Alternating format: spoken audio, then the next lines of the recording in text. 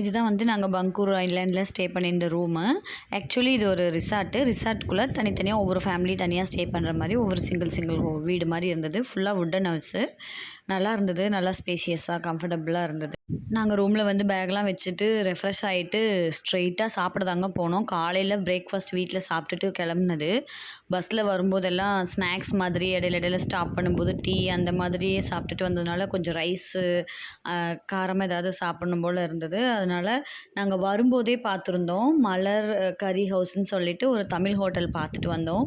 So return நாங்கள் திரும்ப அங்கே போய் நல்லா சாப்பிட்டோம். நல்ல பசியில் இருந்ததுனால வீடியோ எடுக்கவே மறந்துட்டேன்.